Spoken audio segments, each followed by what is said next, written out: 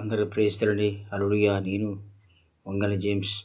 దేవుని నామమున పేరట మీ అందరికి శుభాలు తెలియజేస్తున్నాను తండ్రి ప్రభు. ఈ ఉదయకాల సమయంలో తండ్రి ఈ వాక్యాన్ని ధ్యానించుకుందాం. యోహాను సువార్త 8వ అధ్యాయము 4, 5, 6 చదువుకుందాం అండి. ఈ ఉదయకాల సమయంలో బోధకుడా, ఈ స్త్రీ వ్యభిచారం చేయుచుండగా పట్టబడిను, అట్టివారి రాళ్ళు రువ్వి చంపబడును. ధర్మశాస్త్రంలో మోషే మనకు ఆజ్ఞాపించింది కదా, ఆయన నేనేమి చేయుచున్నారు అని అడిగిరి.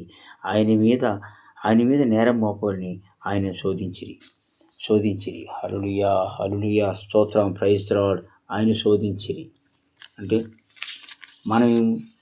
మనం బోధ చెప్తున్న పాస్టర్లు కాదు, సంఘ పెద్దలు కాదు, ప్రవక్తలే కాదు, సువార్థికులే కాదు, ప్రతి ఒక్కరికి తెలియజేసి ఉదయకాలం తండ్రి తెలియజేయండి. మనగా ప్రతి ఒక్కరు కూడా యేసు నామమున ప్రార్థన చేయుచున్నారు తప్ప దాని విషయంలో మీరు తెలియచేయట్లేదు. దేవుడి విషయాలు చెప్తున్నారని అన్ని లోపలున్న ధనాపేక్ష, కులాపేక్ష, నా తర్వాత మా తాత, మా తండ్రి, మా తర్వాత నేను, నీ తర్వాత నా తండ్రి, నా కుమార్తెలు సువార్త చేయాలి తప్ప పాస్టర్లు దాంట్లో వచ్చిన సంపాదన మీద ఆశపడుతున్నారు తప్ప చచ్చిన వాక్యం చెప్పుడుకి ఎవరు ముందుకు రాలేదండి.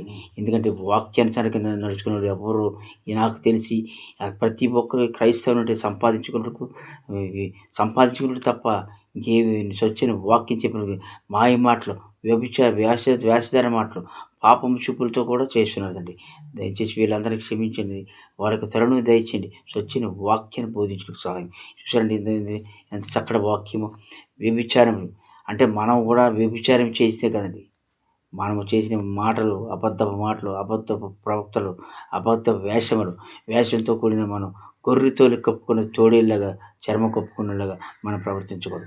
మనం పాస్టర్లే కాదు, దాని సువార్థకులే కాదు, ప్రతి ఒక్కరు తెలుసుకునే విషయం ఏంటంటే మనము స్వస్థతగా ఉండి ఎదుటివాడికి చెప్పాలి, మనం నీతిగా ఉండి ఎదుటివాడికి బోధించాలి, మనం యథార్థత ఉండి ఎదుటివాడికి చెప్పాలి.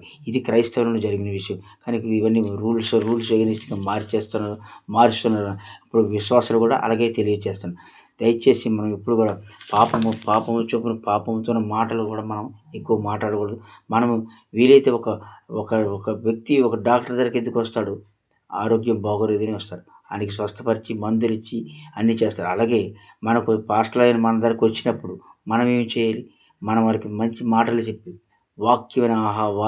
వాక్యాన్ని బేస్ చేసుకుని వాక్యమైన ఆహారాన్ని వారికి దయచేసి మీకు ఎలా కాదమ్మా అలాగండి. అంతే తప్ప మనం ఆత్మవిశ్వాసాలు లేనిది మనం చెప్పేసి చేసేసి అన్నంత వ్యభిచార పట్టిన స్త్రీ కట్ట మనం చెప్పే వాక్యాలు చాలా ఇది. అందుకే మనం ఇప్పుడు కూడా వాక్యాన్ని ఇప్పుడు బేస్ చేసుకొని వాక్యానుసారంగా నడుచుకొని వాక్యంతో మనం నడుచుకోవాలి. మనం ఎల్లప్పుడు బైబిల్ ధ్యానించేటప్పుడు యథార్థత ఉండాలి. మనలో ఆ యథార్థత లేకే మనలో ఈ లోకంలో ప్రతి ఒక్కరూ దూష భాషలు ఆడుచున్నారు. ఆయన ప్రభువారి రాకడలో ఇలాగే జరుగుతుంది. జరగడానికి కారణం అది. ఆయన సృష్టించిన జనాంగాన్ని సృష్టించిన దేవుడు మన కోసం ఈ పరీక్ష పెడుతున్న ఈ పరీక్షలో మనం నెగక తొట్టువెళ్ళిపోయి అక్కడెక్కడ జరుగుతున్నది ఈ విషయాలు ఆ విషయాలు చెప్పడం యథార్థ బైబిల్లోని జ్ఞానాన్ని యథార్థత చెప్పలేకపోతాం.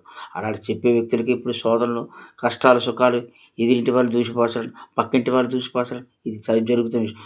కుటుంబంలో కలహాలు రాడు, అన్నదమ్ముల సమస్య రాడు, ఇలాంటివి జరుగుతుంది. అందుకే ఇప్పుడు కూడా మనం వాక్యానుసారం బేస్ చేసుకుని వాక్యానుసారం మాటలు చెప్పి డాక్టర్ దగ్గరికి ఎలాగైతే ఒక పేషెంట్ వచ్చాడో వైద్యం కోసం, అలాగే మన దగ్గరకు వచ్చిన విశ్వాసాన్ని బలపరిచి దేవుళ్ళు ఎక్కువ ఎదుగుదలేదు. నువ్వు ఎలాగెదిగావు? నువ్వు ఎదిగిన కాదు, నువ్వు గొప్పని కాదు, నువ్వు గొప్పవాడు తల్లి. నువ్వు దేవునికి ప్రార్థన చేయి, దేవునికి విశ్వాసం బలపరచు, నీ యొక్క విశ్వాసాన్ని బలపరిచి బైబిల్ ధ్యానించు. బైబిల్ చదువుతూ అనేక విషయాలు తెలియపరుస్తాయి. నువ్వు మాత్రం బైబిల్ అనేక మందికి సువార్త కూడా చెప్పవద్దు. కోత విస్తారం ఉంది, పని వారు కొద్దిమంది ఉన్నారు చెప్తున్నారు. కానీ ఈ ప్రతి ఒక్క పాస్టర్ చెప్పిన ఇవన్నీ అబద్ధం మాట్లాడి ఆడ కొడుకు, ఆడ తండ్రి, ఆడ తాత, మనవరాలే తప్ప ఇంకెవరు రానిరండి. దయచేసి ఈ మనుషులను తీసేయండి. ఎవరైతే బైబిల్ ఎక్కువ ధ్యానం చేస్తారో వాళ్ళందరికీ ఇవన్నీ చెప్తున్న ఈ ఉదయకాలం వంగల జేమ్స్ చెప్పే మాటలు మీరు వింటారని నమ్ముతున్నాను. ఎందుకంటే ఎవరైతే బైబిల్ ధ్యానించారో ఆ బైబిల్ ప్రకారం వెళ్తారో వాళ్ళు నిజమైన సువార్థికులు అవుతారు. యథార్థత ఉంటుంది. ఎందుకంటే లేనిపోయిన మాటలు మాకు 10 సంఘాలు ఉన్నాయి, మాకు 20 సంఘాలు ఉన్నాయి, మాకు 100 మంది విశ్వాసాలు, నేను సువార్త ప్రసంగాలు బాగా చెప్పాను, పాటలు బాగా చెప్తాను, ఇవన్నీ కాదండి.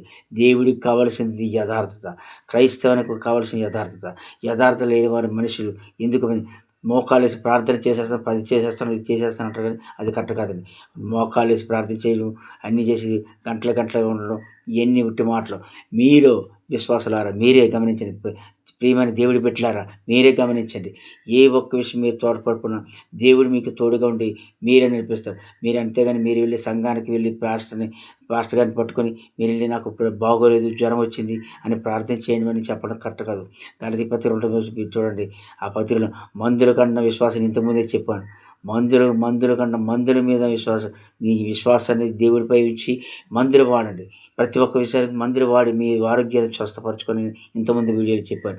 మీరు తెలుసుకుంటారని ఈ ఉదయకాల ప్రాంతంలో ఈ 3 గంటల 3:30 ప్రాంతంలో నేను ఈ వాక్యాన్ని బేస్ చేసుకొని మీకు ఈ దేవుడు కొద్ది మాటలు చెప్తున్నాను. ఎందుకంటే ప్రతి ఒక్క విషయంలో మీరేం తొట్టుకెళ్ళిపోతున్నారు. అక్కడ ఇది జరుగుతుంది, ఇక్కడ ఇది జరుగుతుంది, ఏది లేదండి. బైబిల్ ధ్యానించేవాడు నిజమైన సువార్థకుడు, నిజమైన విశ్వాసి, నిజమైన పాస్టర్. అంతే తప్ప ఎక్కడెక్కడ ప్రసంగాల బుక్ చేసేసి ప్రసంగాల వాక్యాలు చెప్పేసి నానిది గొప్ప చెప్పుకోవడంతో ఎన్నటికీ దేవుడు క్షమించడు. ఆయనకి రాను గతులు ఎవరైతే అబద్ధపు మాట్లాడుతున్నారో వాళ్ళ త్వరలో దేవుడు బుద్ధి చెప్తాడు. బుద్ధి చెప్పిన వాడికి అర్థం కాదు. ఎందుకంటే వాళ్ళు ఏ కార్లు కొనేసుకుంటారో ఇల్లు కట్టేస్తారో అనుకుంటారో తప్ప అది కరెక్ట్ కాదండి. దేవుడి వాక్యాన్ని బేస్ చేసుకుని దేవుడి మాటలు ఎక్కువగా చెప్తే దేవుడు ఎల్లప్పుడూ మీ కష్ట సుఖాలు అంటారు. ఉదాహరణ నన్నే తీసుకోండి. నేను ఎంత త్రాగిపోతున్నాను, తిరిగిపోతున్నాను. ప్రతి ఒక్క విశ్వాసి, ప్రతి ఒక్క సంఘ పెద్ద, ప్రతి ఒక్క పాస్టర్లుగా చెప్తాను. కానీ ఇది నా కుమారుడు నాకు దూరమైన తర్వాత నేను దేవుణ్ణి ఎక్కువ తెలుసుకున్నాను, బైబిల్ ధ్యానించాను. నేను ఒంటరిగా పోయి ఒక కొండల మధ్యలో సువార్త పేజీలు అక్కడ గొర్రెలు కాసుకోవడం, మేకలు కాసుకోవడం, అందరూ సువార్త చెప్పి ఒంటరిగా చూసి ప్రార్థన చేశాను. అలాగనే ఒంటరిగా ఉంటే నేను ఒక పాట రాశాను. ఆ పాట నిమిత్తం కోసం అది బయట పెట్టడానికి దానికి ట్యూన్ చేయడానికి డబ్బులు సహాయం నేను పని చేసుకుంటే నేను చేస్తాను, నేను వెల్డింగ్ పని చేస్తాను. అయినా నేను సువార్త ఆపలేదు. అంతే దయచేసి మీరు ఎప్పుడు కూడా దేవుడిని ఎక్కువ సేవించండి, దేవుడితో మీరు గడపండి. ఇదే నేను కావాలి. ఈ ఉదయకాలం కాదు, మోకాలేయండి, లేనివారు ప్రార్థన చేయండి, సాగిలా పడి ప్రార్థన చేయండి. దయచేసి మాత్రం దేవుడి వాక్యాన్ని మాత్రం అపవిత్రం చేయదు.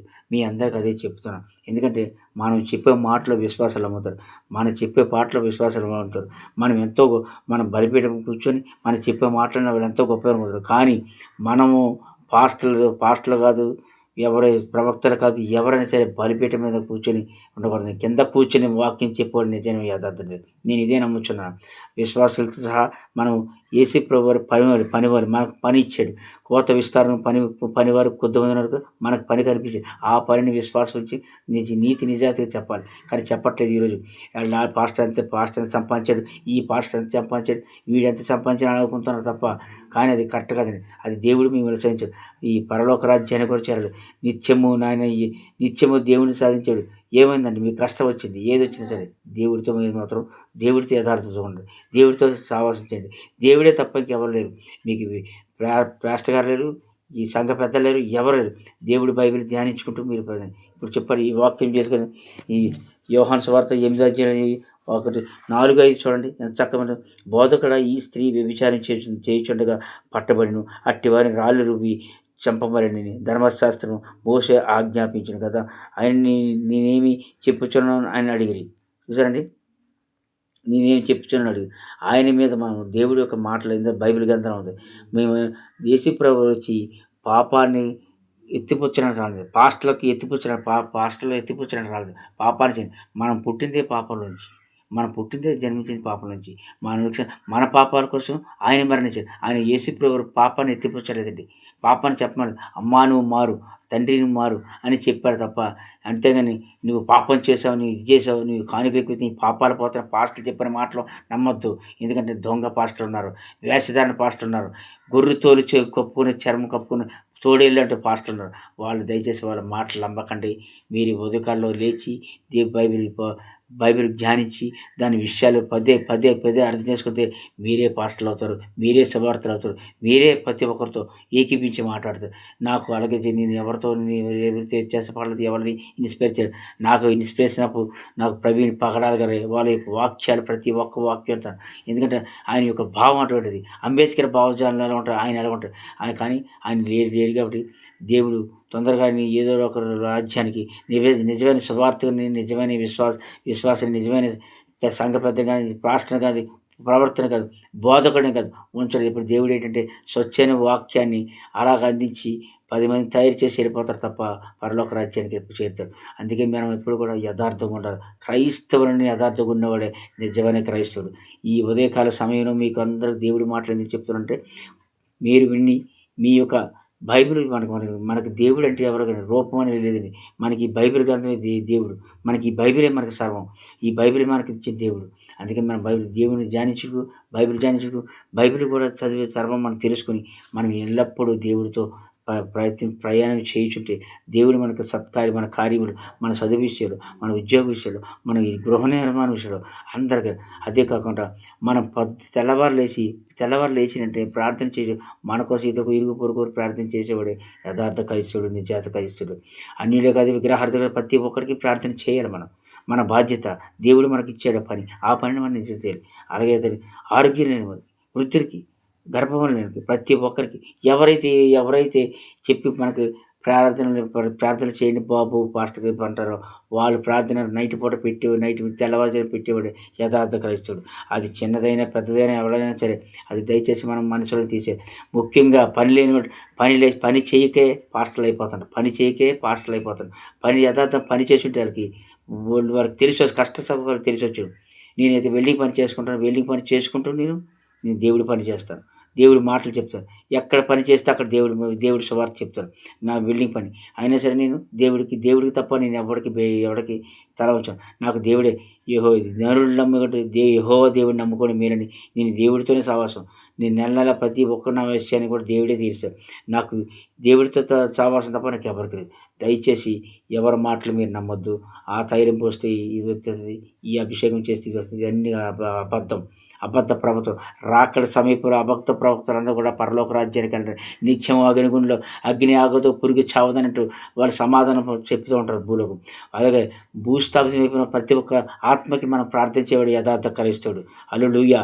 ఎప్పుడు కూడా భూస్థాపన ఆత్మలు ఇరుగు పొరుగు ఎవరైనా పగస్తులు ఎవరైనా సరే ముఖ్యంగా మన క్రైస్తవులు ఎక్కువ అబద్ధం మాట్లాడతారు, బూతులు మాట్లాడతారు. మనం కంట్రోల్ చేసుకుని ఎక్కువ బైబిల్ ధ్యానిస్తే నీకు ఎల్లవేళలా దేవుడు ఇప్పుడు కృపావరాలు కురిపిస్తూనే ఉంటాడు.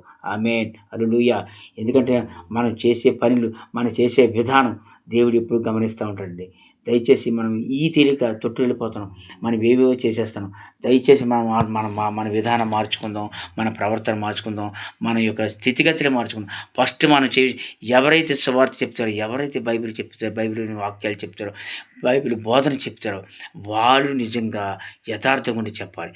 అంతే తప్ప వాళ్ళు వేసే కానుకలు చూసేవాడు గొర్రె తోలు కప్పుకొని తోడేలేంటి వాడు. నేను ముందే చెప్తున్నా, గొర్రె తోలు చర్మం కప్పుకొని తోడేలేంటి వాడు ఇప్పుడు కూడా ఆ పాస్టర్ కాదు, విశ్వాస సంఘ పెద్ద కాదు. వాడు ఇప్పుడు అబద్ధం మాట్లాడి నా సంచి నిండిందా, నా కానుకలు ఎక్కువేశారా అని చూస్తాడు తప్ప అది అంతా కరెక్ట్ కాదు. దయచేసి విశ్వాసులారా, క్రైస్తవ మతస్థులారా, మనం అందరం కలిపి ఏకతాటిగా స్వచ్ఛమైన వాక్యాన్ని చెప్పి, స్వచ్ఛమైన బోధ చెప్పి దేవుని నామాన్ని గలపరుద్దాం. అంతే తప్ప పాస్టర్ అమ్మగారికి, పాస్టర్ కుమార్తెలకి ఇవన్నీ మనకు కాదండి. దేవుని ఎక్కువ సేవిస్తే వాడే నిత్యము పరలోక రాజ్యానికి దేవుడి పరిచారకుడు మనల్ని కింద భూములుగా పరలోక రాజ్యాన్ని కూడా మనల్ని ఎంచుకుంటాడు. హల్లెలూయా. అందుకే ఈ ఉదయకాలంలో నేను వంగలి జేమ్స్ ఈ వాక్యం ఛానల్ మేము కలిసి నాకు కొన్ని పని భారం ఉందండి, ఇల్లు పని చేసుకుంటాను. అలాగే పని విషయంలో తోడుకొని వీడియోలు చేయలేకపోయినా దయచేసి నన్ను క్షమించండి. నా మాటలు మీ అందరికీ దేవుని నామం పేరట మీ అందరి శుభాలు తెలియచేస్తూ ఇంతటితో దేవుడి కొద్ది మాటలు చిన్న ప్రార్థన చేసి ఈ వాక్యం ముగిందాం. పరిశుద్ధ నామంపై ప్రభువా నీకు స్తుతి స్తోత్రాలు చెల్లించుకున్నాను. ఈ ఉదయకాలం అందరూ ఆరోగ్యం దీవించి ఆశీర్వదించి మహిమ తెలిపి కృపావరం లేపని ప్రభుని యేసుక్రీస్తు నామమున అడిగి వేడుకుంటున్నాం మా పరమ తండ్రి. ఆమేన్, ఆమేన్, ఆమేన్. Praise the lord. హల్లెలూయా, హల్లెలూయా.